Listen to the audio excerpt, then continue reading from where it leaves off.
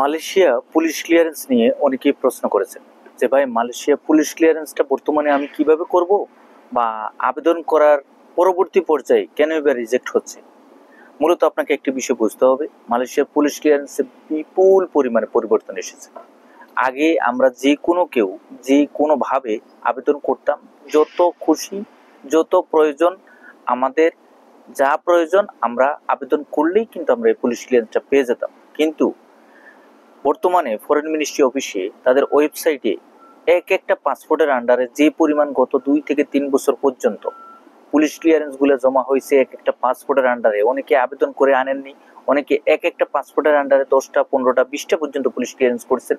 এই ধরনের ওয়েবসাইটের কার্যকারিতা তারা দেখে বাংলাদেশিদের পাসপোর্টের উপর ভিত্তি করে যে পুলিশ ক্লিয়ারেন্সগুলা আবেদন করা হয়েছে তার উপর ভিত্তি করে তারা অনেক ক্ষিপ্ত, এবং তারা এই কারণে কিন্তু বিশাল বড় পরিবর্তন এনেছে এই পুলিশ ক্লিয়ারেন্সের ক্ষেত্রে। আপনারা যারা আবেদন করবেন দেখে শুনে বুঝে আবেদন করবেন। মূলত আপনার পাসপোর্ট যদি কোনো পুলিশ ক্লিয়ারেন্স বিগত বছরগুলোতে বা আগে কখনো আপনি মালয়েশিয়ার পুলিশ ক্লিয়ারেন্স নেননি, তাদের ক্ষেত্রে খুব সহজভাবে প্রথমভাবে পুলিশ ক্লিয়ারেন্সটা দিয়ে দেয়।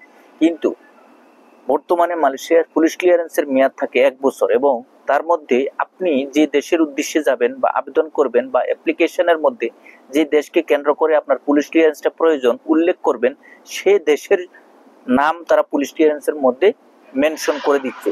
সুতরাং আপনারা যারাই পুলিশ ক্লিয়ারেন্স করবেন, খুব দরকার বশত যখন আপনার প্রয়োজন বোধ হবে তখন আপনি এই পুলিশ ক্লিয়ারেন্সটা নেবেন, এবং যখন আপনার প্রয়োজন তখনই নেবেন। হুটহাট করে আবেদন করে পুলিশ ক্লিয়ারেন্সটা নিজের হাতে এনে ফেলে রাখবেন বা আপনার কাছে রেখে দিবেন, সময় নষ্ট হবে। পুলিশ ক্লিয়ারেন্সের 1 বছর যে মেয়াদটা সেটা আপনার শেষ হয়ে যাবে। সুতরাং এই বিষয়গুলো আপনাকে অবশ্যই বুঝতে হবে, জানতে হবে, এবং সাথে সাথে যদি আপনি বিগত বছরগুলোতে 2 থেকে বা 1-এর অধিক আপনি আবেদন করে ফেলেন, সেক্ষেত্রে আপনার রিজেক্টের পরিমাণ 99% আপনাকে দিবে না। এবং আপনাকে কি কারণে আপনি দ্বিতীয়বার পুলিশ ক্লিয়ারেন্স নিচ্ছেন, আপনাকে আগে একবার দেওয়া হয়েছে, এখন আবার কেনই বা আপনার প্রয়োজন, এই বিশদ আকারে আপনার রিজনগুলো আপনাকে দেখাতে হবে, এবং আপনাকে সশরীরে ফরেন মিনিস্ট্রিতে উপস্থিত হয়ে অফিসারের সাথে কমিউনিকেশন বা যোগাযোগ করে আপনার এই পুলিশ ক্লিয়ারেন্সটা নিতে হবে। সুতরাং বিস্তারিত বুঝে শুনে আপনারা সামনে অগ্রসর হবেন। ধন্যবাদ।